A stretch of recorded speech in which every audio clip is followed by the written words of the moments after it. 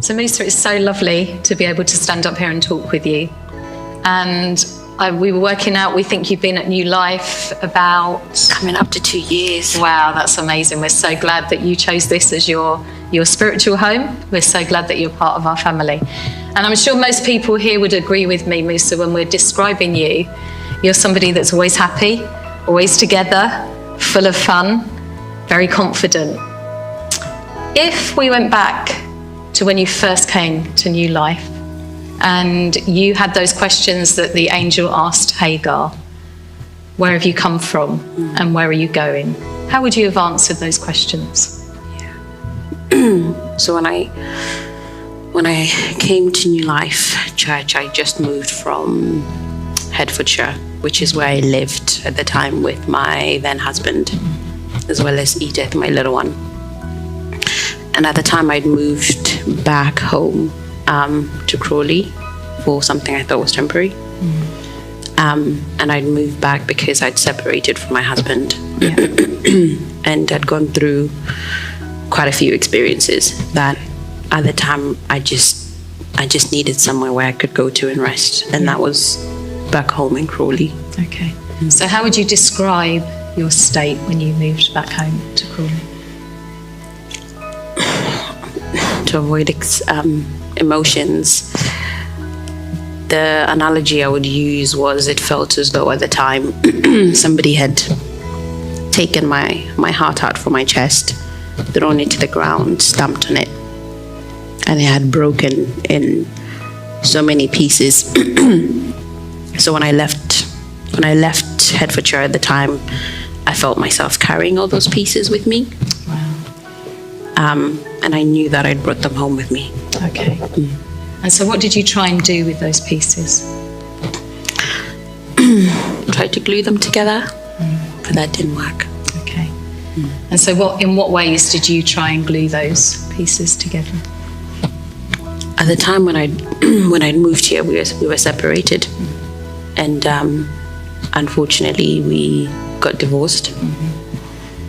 And I went through a period where the best way to describe it was just really self-destruction. I'd done quite a lot of things, drunk a lot of alcohol almost daily, had quite a lot of piercings, more than people see now when they look at me. I'd also just completely lost my faith at that time. Because when I left, I was very, very angry at God. And I later learned that it was me just projecting because I was angry at myself, really. But I blamed him for just everything that had happened as a result of the divorce. And so what changed? A few things. As I was going through, kind of process of just doing loads of different things, I'd also found a counselor. And the counselor I'd found intentionally, I didn't want it to be a Christian. I didn't want it to be anyone that had any faith. I just wanted somebody that just could talk to me about their own experience and what they'd gone through. And what I noticed is none of that worked for me. Particularly when you become a parent and you have a little one that you're responsible for. I just was not happy with where my life was at the time. And I started the process of talking to God, but not in a way I've ever spoken to God before. I'm somebody that I was raised Christian, and I thought at least the way I lived my life, I lived it in such a way that I was happy, or should I even say proud, that I got to a point where I was married and I was expecting kids and everything wonderful that comes with that, and things didn't happen that way. So getting to a point where I was just really angry at God and bitter and resentful is just not in any way a way I've communicated with God before. How important do you think that was to be able to bring that raw disappointment before God? At the time, it was very unnatural, because I'd never done it. And that also came with a lot of guilt, because I'd questioned myself a lot about God being perfect, but yet I'm feeling the way I'm feeling, and I'm angry at him for how I'm feeling. But what I also started to learn along the way is God wants us to talk to him anyway, regardless of how we feel. Yeah. If anything, he prefers that we still continue to talk to him than not. Absolutely, because he's El Roy, the God that sees anyway. Yeah. So he knows. Yeah. Okay, and so then what process did you go through to get to the place of healing that you're at now? Yeah. And I wouldn't say I'm completely healed. I think it's a process, particularly one where I battle with my mind continuously. But one of the things that happened when I started coming to New Life, and I've shared this experience before, I tried loads of various churches to come back when I started talking to God, and none of them just ever felt right. Yeah. And the first time I came to New Life Church, it just felt like home. And as part of me getting to know the members here, getting to know the leaders, there was a particular course that you had at the time, I think that was Finding Your Spiritual Freedom. And I went through that course, and that was really the beginning of me addressing a lot of the hurt and the pain that I was feeling, and the bitterness as well. Yeah. And how easy or hard was that? Difficult. It was definitely, it was tough. But it was needed, because for a long time, the way I dealt with it was just kind of pushing it behind me and masking it, in the hopes that, you know how people say time is a healer. You know, a few times I'd get to a point where it didn't hurt as much, but that wasn't true. No. And when I started to address it through that course, it just helped me to bring it out to the light and start to address the issues that I had as a result of it. Yeah.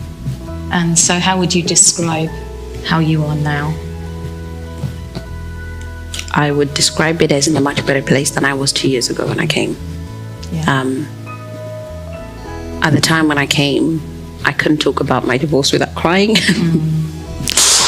And now I can talk about it, but I don't have as much deep-rooted shame and guilt about it as I did. Yeah. I'm still working on it, but yeah. Much better. Yeah, much better. So what advice would you give anyone who knows that there's a deep source of shame or hurt that they haven't dealt with and that they're trying to push down and deal with just on their own? What advice would you give them? Yeah, I think from our own experience, especially somebody who's been divorced, I know firsthand that it's painful, particularly when you're divorced and you become a parent.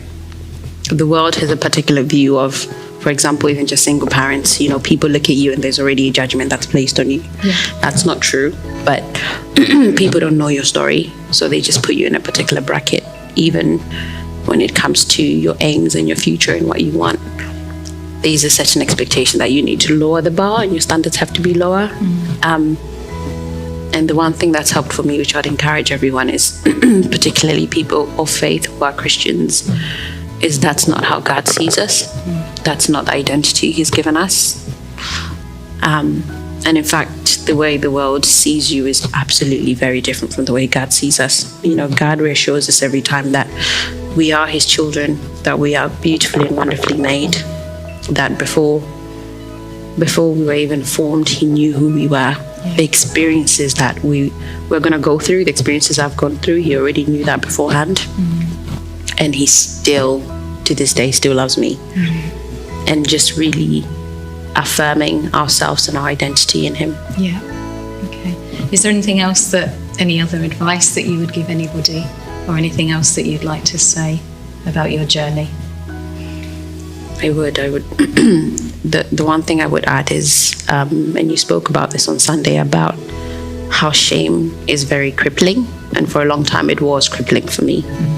It made me doubt myself, questioned why I was here. And you even doubt just what it is that things I used to do really well, I would question myself and think, how am I able to do it? And if you don't deal with it, particularly if you mask it as I tried to do, it doesn't help. And really the best way to deal with it is get around people you trust who are your confidants and begin to work on it. The process is difficult, but it's worth it. God bless you, Musa. Thank you so much for having the courage to be vulnerable and to share, because I know that that's going to touch a lot of people's lives, and you've certainly touched my life. So we really thank God for you. We really thank God for the journey that you've been on and the journey that you're carrying. And we really thank you for taking that step of faith and sharing your story today.